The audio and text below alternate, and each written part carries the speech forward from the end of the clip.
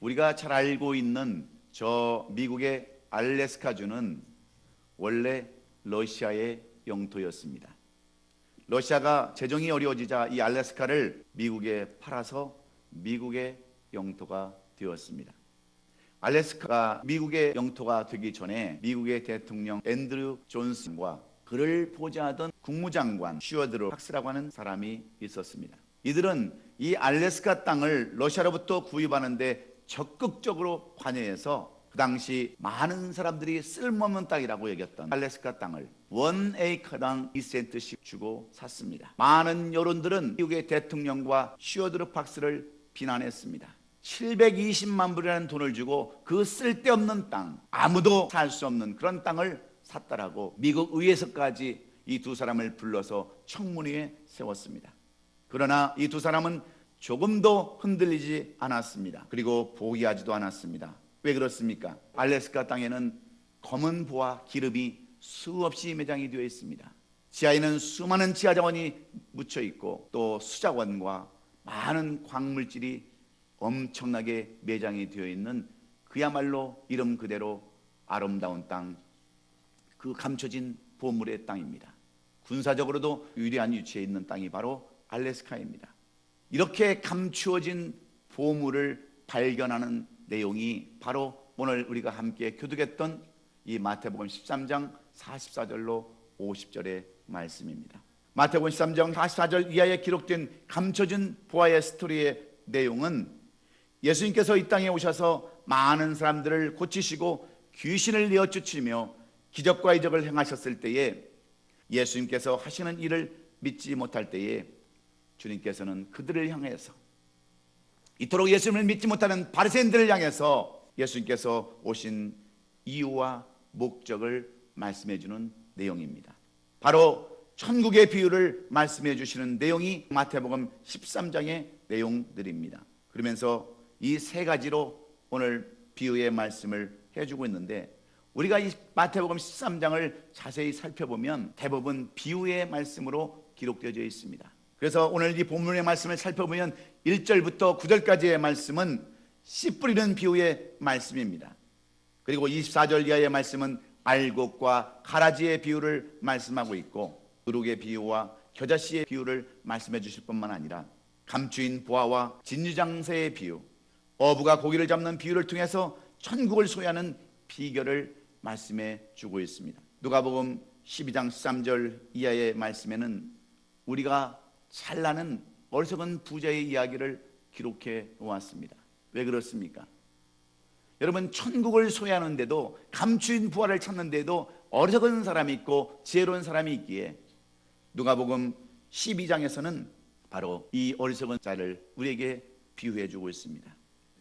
어떤 한 어리석은 부자가 있었는데 그의 풍년이 들어서 풍성한 수확을 하고 가지고 있던 창고에 곡식을 가득 채웠지만 그 곡식이 남아서 새로운 창고를 지어야 했습니다. 그때 이 어리석은 부자는 어떻게 이야기합니까? 누가복음 12장 19절에서 이렇게 이야기하고 있습니다.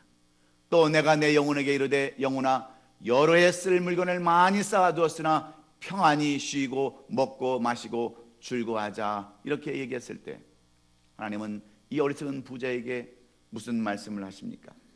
누가복음 또 내가 하나님이 이르시되 어리석은 자여 오늘 밤에 내 영혼을 도로 찾으리니 그러면 내 준비한 것이 누구의 것이 되겠느냐 하셨으니 자기를 위하여 재물을 쌓아두고 하나님께 대하여 부여하지 못한 자가 이와 같으리라고 하면서 그 어리석은 부자에 대한 이야기를 우리에게 말씀해 주고 있습니다. 사랑하는 우리 성도 여러분, 그렇다면 여러분이 가장 귀히 여기는 보화는 무엇입니까? 여러분들은 어디에 행복의 기준을 맞추고 살아가고 있으십니까? 여러분이 그토록 여러분의 인생에 투자하며 찾고 찾는 보화가 무엇입니까? 성경에서 가장 귀한 보화를 처음이요 나중이신 알파와 오메가 되신 하나님, 우리의 삶의 주인 되시는 하나님이라고 말씀하고 있습니다. 하나님이 주관하시는 하늘나라 천국이라고 이렇게 말씀합니다. 그래서 예수님께서는 제일 먼저 사역을 시작하시면서 외치신 말씀이 무슨 말씀입니까? 회개하라 천국이 가까웠느니라 하신 말씀으로 사역을 시작하셨습니다. 이 말씀은 곧 하나님의 나라를 소유하는 사람만이 이 땅에서 참 보아, 즉 행복을 이룰 수 있다라는 그러한 의미입니다. 뿐만 아니라 예수님께서는 누가복음 17장 20절로 21절에서 바리새인들이 하나님의 나라가 어느 때에 임하나이까 묻거늘 예수께서 대답하여 이르시되 하나님의 나라는 볼 수 있게 임하는 것이 아니요 여기 있다 저기 있다 하고도 못하리니 하나님의 나라는 너희 안에 있느니라 그랬습니다. 여러분, 왜 예수님께서는 바리새인들에게 하나님의 나라가 너희 안에 있다고 말씀하시는 것일까요? 천국은 현재 누리고 소유할 최고의 가치이며 최고의 부하임을 알려주시기 위함인 줄로 믿습니다. 이 말씀은 우리 성도들에게도 천국이 가까웠으니 우리가 살아가는 삶의 방향을 바꿔야 한다고 하는 그러한 기원의 말씀과 같습니다. 그러므로 육적인 삶에서 영적인 삶으로, 세상적인 가치 안에서 천국의 가치로 우리도 바뀌어야 합니다. 비록 사람마다 행복의 기준은 다르지만 모두 다 행복을 찾아 나서는 삶이 바로 우리의 삶입니다. 한마디로 말하면 모든 사람은 행복을 찾아서 일평생 찾아 무언가를 열심히 살아가는 사람들 해도 과언이 아닙니다. 그런데 어떤 사람들은 일찍이 그 행복을 찾아서 행복한 삶을 누리는 사람이 있는가 하면 그 행복을 찾지 못하고 방황하는 삶을 살아가는 사람들이 많이 있습니다. 왜 그렇습니까? 왜 어리석은 삶을 살아갑니까? 오늘 본문은 어떻게 하면 이 참 행복을 누릴 수 있는가, 참 부활을 발견할 수 있는가, 가장 귀한 참 행복에 대해서, 참 부활에 대해서 예수님은 예수님을 알지 못하고 또 예수님을 비난하는 바리새인들과 수많은 무리들을 향해서 오늘 이 말씀을 비유로 말씀해 주고 있기에 이 마태복음 13장은 비유의 장이라고 우리가 그렇게 부르고 있습니다. 그래서 오늘 이 본문 44절부터 50절까지 말씀을 보면 세 가지의 비유가 기록되어 있는데, 하나는 밭에 감추인 부활을 찾는 농부의 비유와 진주장사의 비유와 또 바다에서 그물을 가지고 고기를 잡는 어부의 비유를 우리에게 말씀해 주시면서 결론적으로 어떤 사람이 지혜로운 사람이고 어떤 사람이 어리석은 사람인가, 나중에는 마치 그 어부가 그물에서 고기를 끌어올려서 좋은 것은 받아들이고 나쁜 것은 다 버린다고 하는 이 심판의 비유를 통해서 오늘 우리가 깨달을 것이 무엇입니까? 여러분, 이 세상에서 가장 귀한 부하는 물질이 아닙니다. 건강도 아닙니다. 명예도 지식도 아닙니다. 이 세상에서 가장 중요한 것은 바로 예수 그리스도인 줄로 믿으시면 아멘 하십시다. 예수 그리스도만이 우리의 가장 귀한 부하여 우리가 찾아야 할 귀한 진주와 같기에, 감추인 부하와 같기에 오늘도 예수 그리스도를 만나야 우리에게는 행복이 있는 줄로 믿습니다. 저는 원래 공대를 졸업하고 한국의 3대 기업 중에 하나인 그 금성에서, 지금은 럭키 금성이죠, 거기서 앞길을 보장받고 미국에 유학을 왔지만 결국 목회자가 되었습니다. 많은 사람들이 저에게 묻습니다. 아니, 목사님은 왜 그 좋은 직장과 기술과 실력을 이렇게 버리고 이렇게 목회자가 되었습니까? 그 힘든 길을 어찌 가고 있습니까? 묻습니다.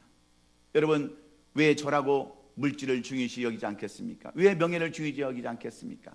그러나 내 삶 가운데서 가장 귀중한 예수 그리스도, 가장 참보배를 발견했기 때문인 줄로 믿습니다. 사랑하는 성도 여러분, 우리도 예수 그리스도의 참보배를 발견할 때 비로소 행복이 있는 줄로 믿습니다. 우리는 다 원하는 것이 뭐냐면 먹고 입고 자는 의식주를 다 원합니다. 그러나 실제적으로 우리가 이 의식주를 해결했다고 해서 참 행복이 있는 것은 아닙니다. 그 중에서도 가장 최고의 것, 없어서는 안 되는 것은 바로 우리를 천국으로 인도하시는 예수 그리스도인 줄로 믿으시면 아멘 하십시다.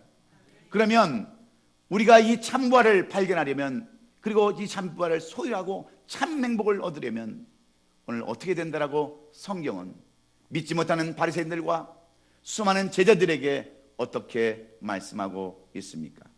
이 세상에서 가장 행복한 사람은 누구이며 지혜 있는 사람이 어떤 사람이라고 오늘 성경은 우리에게 교훈해 주고 있습니까? 첫째는 참 부활을 발견한 사람이라고 말씀하고 있습니다. 부활의 가치를 발견해야 여러분 참 행복한 사람이 될 수 있습니다. 본문 44절에서 천국은 마치 밭에 감추인 부와 같으니 사람이 이를 발견한 후 숨겨두고 기뻐하며 돌아가서 자기의 소유를 다 팔아 그 밭을 사느니라 그랬습니다. 감춰진 부활을 발견한 사람은 기쁨을 감출 수가 없습니다.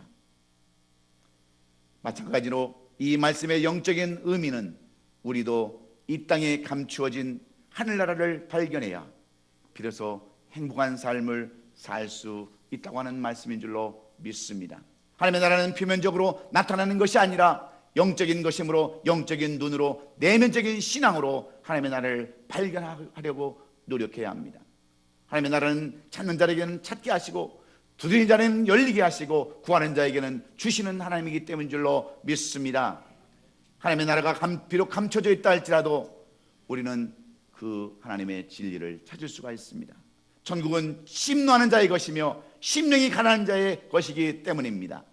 간절히 찾는 자에게 발견되는 것이기에 우리들은 하나님의 나라를 찾으려고 분명히 노력해야 합니다. 우리의 인생은 나면서부터 죽는 날까지 부활을 찾아 헤매는 인생과 다를 바가 없습니다. 그러면 부활은 영적으로 무엇을 의미합니까? 바로 예수 그리스도를 의미합니다. 예수 그리스도가 참 부활입니다.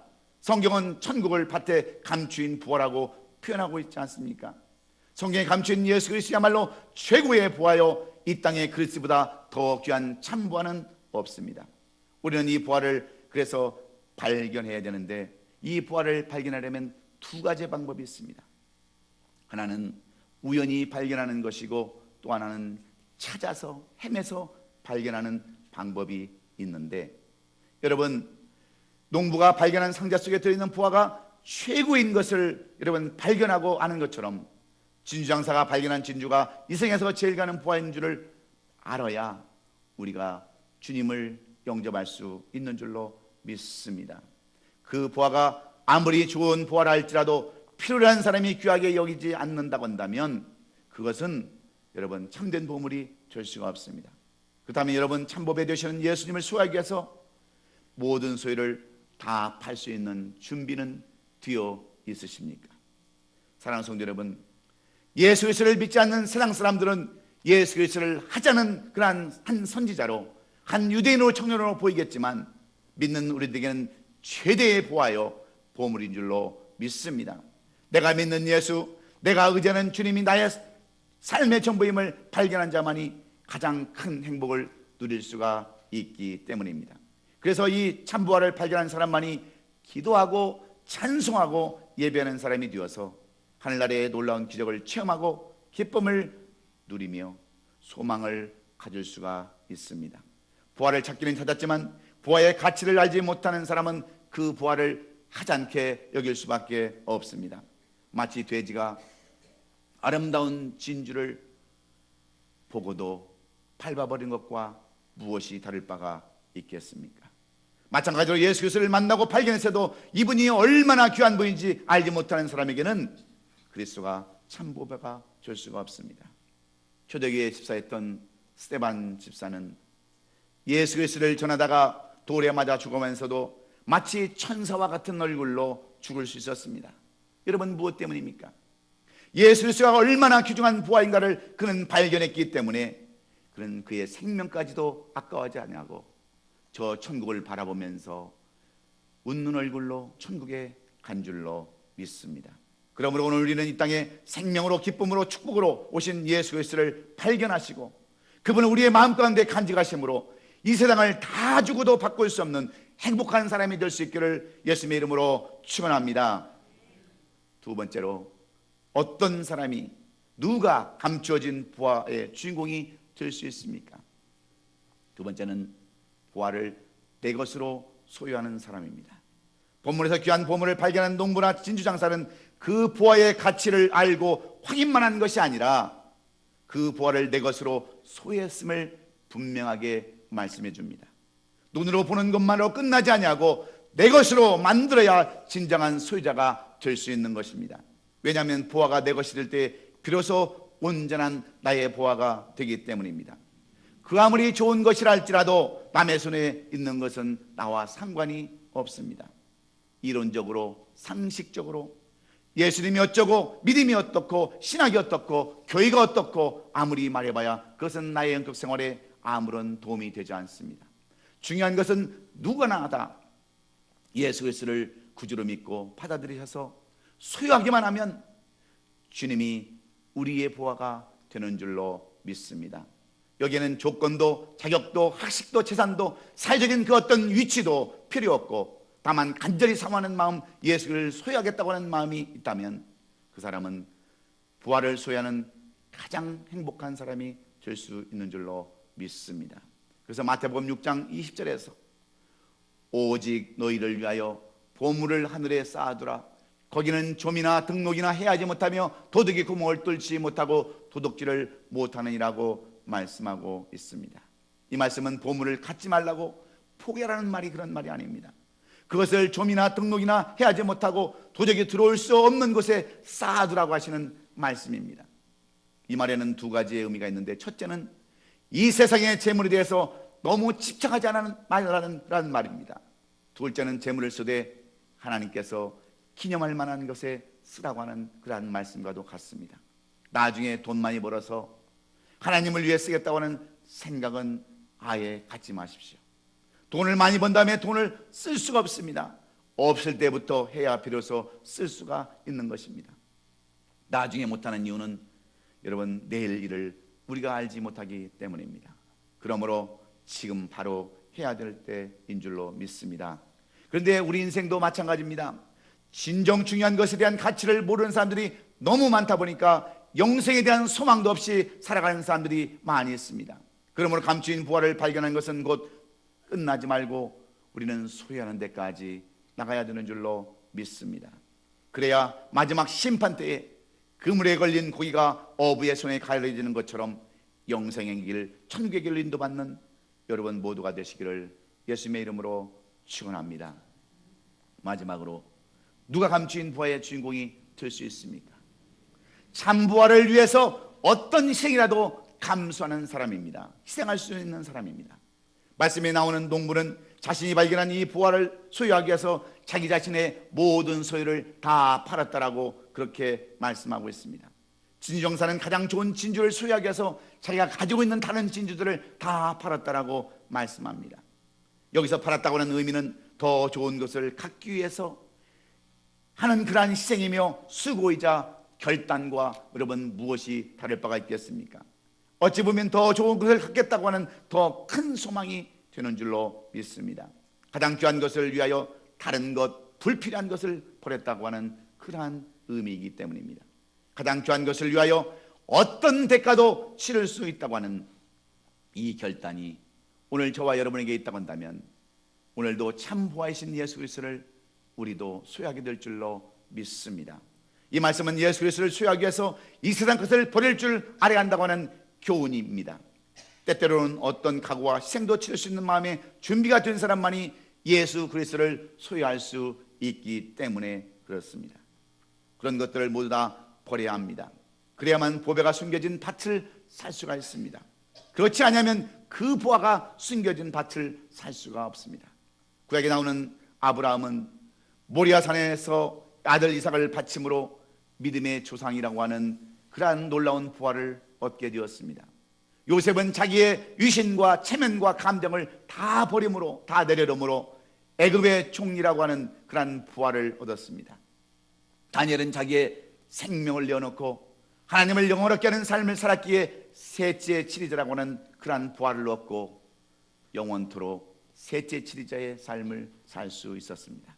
그러므로 오늘 우리도 예수를 발견했다면 나의 모든 것을 다 내려놓고 버릴 것은 버리고 그 밭, 즉 부하가 숨겨져 있는 밭을 살 수 있는 저와 여러분이 되시기를 예수님의 이름으로 축원합니다. 사도 바울도 한때는 자기의 가문 학벌 로마의 시민권을 보물처럼 여겼지만 예수 그리스도를 만난 후에는 그는 이렇게 고백하고 있습니다. 빌립보서 3장 8절에 또한 모든 것을 해로 여김은 내 주 그리스도 예수를 아는 지식이 가장 고상하기 때문이라. 내가 그를 위하여 모든 것을 잃어버리고 배설물로 여김은 그리스도를 얻었기 때문이라고 이렇게 고백합니다. 그렇습니다. 사도 바울은 한때 자기 자신의 의를 보물처럼 여기고 잘못된 성경 지식으로 예수 믿는 사람들을 핍박하고 죽이는 데 앞장섰지만 다메섹 도상에서 예수님을 만나고 난 후에는 예수 그리스도가 참보배임을 깨닫고 회심하여 도리어 예수 그리스도를 전하는 전도자가 되었습니다. 과거에는 그렇게 좋고 귀하게 여겨지던 것들이 주님을 수해보니 아무것도 아니다라는 것을 깨달았다고 고백합니다. 과거에는 그렇게 커 보이던 것이 위대해 보이는 것이 예수 그리스도를 발견한 뒤에는 작아 보이고 천하게 보이는 것은 바로 참 보배를 발견했기에 이제는 실패자가 아니라 피해자가 아니라 행복자라고 이렇게 고백하는 것입니다. 사랑하는 성도 여러분, 그러므로 우리도 예수를 믿고 신앙생활할 때 대충 여러분 신앙생활에서는 안 됩니다. 마치 여가선용으로 이용해서 바쁘면 나오지 않냐고, 힘들면 나오지 않냐고 여러 가지 이유와 핑계를 대고 교회를 나오지 않는 그런 사람들은 여러분 부활을 발견할 수도 없고 부활을 수혜할 수도 없을 뿐만 아니라 또한 그 부활을 얻기 위해서 희생하는 자의 모습이 아닙니다. 오늘 우리가 함께 예배드리기 전 찬송 불렀던 찬송가 94장은 조지 베벌리 슈어라고 하는 사람이 작곡한 찬송입니다. 원래 조지 베벌리 슈어는 대중 가수였습니다. 그는 날마다 세상 노래를 부르면서 수많은 명예와 부를 누렸습니다. 많은 사람의 존경을 받았던 사람입니다. 그러나 그가 어느 날 예수 그리스도를 발견하고 예수 그리스도를 영접하게 되면서 세상의 명예와 부귀와 명성을 다 내려놨습니다. 다 버렸습니다.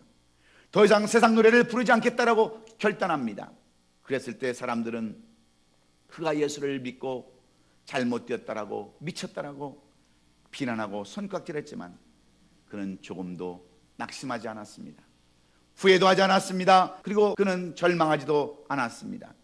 그러던 어느 날 그의 어머니 레아 밀라가 일기같이 썼던 내용들을 가지고 너무나도 감동되어서 거기다가 곡을 붙여서 찬송가 94장 주 예수보다 귀한 것은 없네, 감춰진 부와 예수 그리스도를 발견하고 작곡한 내용이 바로 찬송가입니다. 여러분, 이 찬송가를 통해서 얼마나 많은 우리 기독교인들이 은혜를 받습니까? 얼마나 결단하고 이대로 살겠다고 감춰진 부와 예수 그리스도를 위해서 살겠다라고 결단하는 그런 삶을 살아갑니까? 여러분, 세상 것 다 포기하고 이 감추인 부활을 찾기 위해서 희생하는 사람에게 하나님은 이렇게 위대한 삶을 살게 해주시는 줄로 믿습니다. 우리도 예수 그리스도를 발견했으면 내 모든 것을 팔아서 그 밭을 사야 합니다. 이 세상에서 그냥 얻을 수 있는 참 부활은 아무것도 없습니다. 반드시 값을 치러야 합니다. 예수님도 우리를 구원하시기 위해서 십자가 보혈의 피값으로 우리들을 사셨습니다.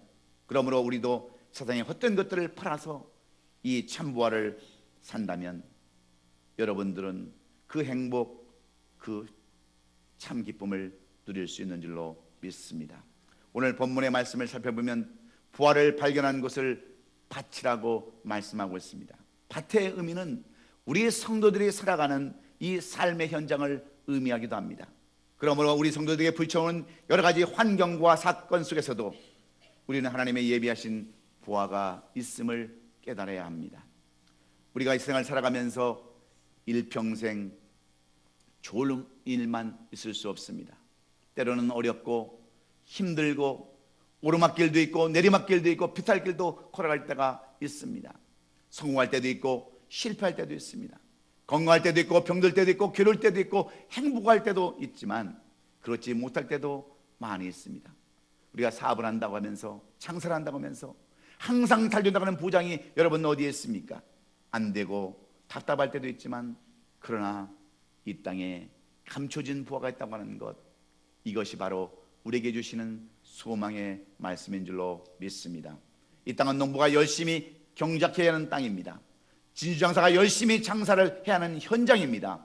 어부가 열심히 주어진 환경 속에서 땀 흘리고 수고해야 하는 것처럼 마침내 그 부활은 발견되어서 그들의 것이 될 수 있는 것처럼 오늘 우리는 이 부활을 얻기 위해서 희생하며 헌신하며 열심히 노력할 때에 여러분은 그 참 부활을 수여할 수 있는 줄로 믿습니다. 여러분, 예수 믿는 것이 쉬우면 누가 여러분 예수를 믿지 않겠습니까?